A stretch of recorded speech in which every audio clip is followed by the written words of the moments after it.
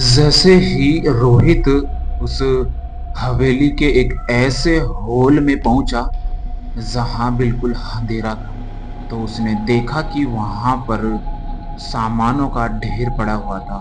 टूटे सामान, उन पे काफी दिनों से धूल मिट्टी छाई हुई पड़ी हो। तभी दोस्तों, एक जमीन पर टूटी घड़ी वहां पर रोहित को दिखाई देती है, जो फिक्स 11:15 पर रुकी पड़ी थी। जैसे ही रोहित अपनी कलाई के अंदर बंधी हुई घड़ी में अपना टाइम देखता है, तो फिक्स 11:15 ही उस घड़ी में हो रहा था। नमस्कार दोस्तों, मैं शैलेश कुमार फिर से आपके साथ एक नई वीडियो में हाजिर हुआ हूँ। इसका जो पार्ट 1 है, अभी तक आपने नहीं देखा इस कहानी का, तो दोस्तों ये डिस्क्रिप्शन के अंदर मैंने इसकी लिंक भी डाल रखी है और आई बटन पे इसकी लिंक है, आप जाकर देख सकते हो। कहानी शुरू से सुनोगे तब मजा आएगा दोस्तों, अन्यथा नहीं आएगा। ये 4 दोस्त थे, जैसा वहां पे केक कटिंग कर रहे थे, तो अचानक से रोहित को गुस्सा आया और वह अपनी इस टूटी अंधेरी हवेली के अंदर चला जाता है। तो कंटिन्यू कहानी करता हूँ। होता क्या है दोस्तों, अब जो रोहित है वो हवेली के अंदर चला जाता है और उसके अंदर एक ऐसे हॉल में पहुंचता है जहां पर काफी ऐसे सामान पड़े होते हैं जिन पे धूल मिट्टी छाई हुई हो, और एक हॉल में अंधेरा रहता है। जैसे ही दोस्तों वह जमीन से अपनी नजर को हटाकर ऊपर देखने लगता है, तो एक दीवार पर उसे गौर करके देखने पर कुछ निशान दिखाई देते हैं कि मानो यहाँ पर भी काफी दिनों पहले किसी का बर्थडे मनाया गया हो। जिस केक के निशान उस हॉल की सभी दीवारों पर लग रहे थे, जो काफी पुराने लग रहे थे। लेकिन दोस्तों, बात यहाँ तक ही खत्म नहीं होती। तभी दोस्तों, अचानक से उस हॉल के इस एक कोने से किसी औरत की हंसी सुनाई देती है।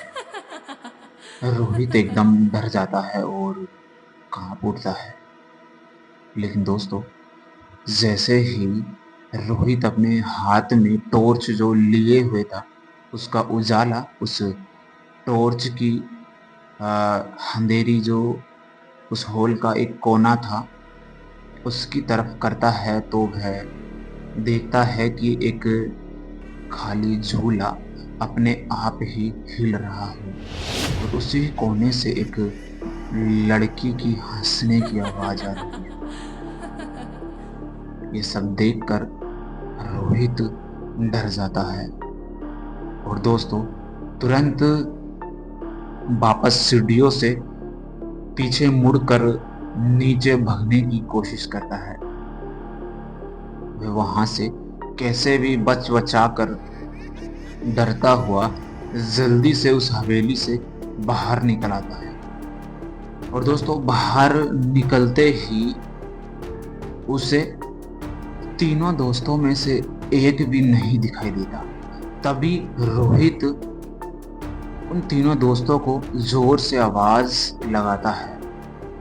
तभी दोस्तों, उन दोस्तों में से एक दोस्त जो था साहिल, उसकी धीमी सी आवाज उसकी गाड़ी की पिछली वाली सीट से आती है। हम सब यहाँ है रोहित, जल्दी आ जाओ। तभी दोस्तों रोहित भगता हुआ जल्दी उस गाड़ी के पास जाके पहुंचता है, तो वह तीनों दोस्त पिछली वाली सीट पर चुपचाप बैठे हुए होते हैं। वह रोहित से ठीक से बातें भी नहीं कर रहे होते और वह तीनों की जो नजरें होती है वो सामने देखते रहते हैं। दोस्तों, देखने पर उनको ऐसा एहसास हो रहा हो कि मानो इनके अंदर भी किसी की आत्मा घुस गई। तभी दोस्तों रोहित बोलता है कि तुम सब यहाँ बैठे हो यार, और मेरे को अकेले ही छोड़ के जा रहे थे क्या? तभी दोस्तों रोहित ये बोलकर शांत हो जाता है, तो साहिल धीमी आवाज में बोलता है कि हम उस पांचवे का इंतजार कर रहे हैं। रोहित समझ जाता है कुछ और जल्द ही वह वहां से ड्राइवर वाली सीट पर बैठता है और गाड़ी का इंजन स्टार्ट करने की कोशिश करता है। लेकिन दोस्तों, उनकी गाड़ी स्टार्ट नहीं हुई। गाड़ी के सभी शीशे वह बंद कर लेते हैं और गाड़ी को फिर स्टार्ट करता है रोहित, लेकिन गाड़ी स्टार्ट नहीं होती है। अचानक से रोहित की नजर उस हवेली के दरवाजे पर पड़ती है तो वहां पर एक औरत जो उन्हें केक काटते समय खिड़की में दिखाई दी, वैसी ही औरत उस दरवाजे से गाड़ी की ओर आ रही हो। तभी दोस्तों रोहित फिर से एक बार जोर से चिल्लाकर अपनी गाड़ी की दबाता है और गाड़ी का एक्सीलेटर दबाकर गाड़ी स्टार्ट करता है तो गाड़ी स्टार्ट हो जाती है। अचानक से रोहित गाड़ी जल्दीबाजी में वहां से भागता है और कैसे करके उस हवेली से वह हाईवे तक पहुंचते हैं। तब जाके उनकी सांस में सांस आती है। करीबन दोस्तों कुछ आधी दूरी पर चलने के बाद उनके तीनों दोस्तों जो है वो बेहोश हो जाते हैं और पीछे वाली सीट पर सो जाते हैं। तभी दोस्तों वह रात में करीबन 1-1:30 बजे 2 बजे करीबन अपने घर पहुंचते हैं तो उन तीनों को वह जगाता है और अपने अपने घर पे चुपचाप शांति से जाकर चले जाते हैं। रोहित अपनी गाड़ी अपने घर पे ले जाकर खड़ी कर देता है। लेकिन दोस्तों घर तो वह पहुंच चुके थे और एक बात मैं आपको बता दूं कि घर वह 4 नहीं बल्कि 5 लोग पहुंचे थे।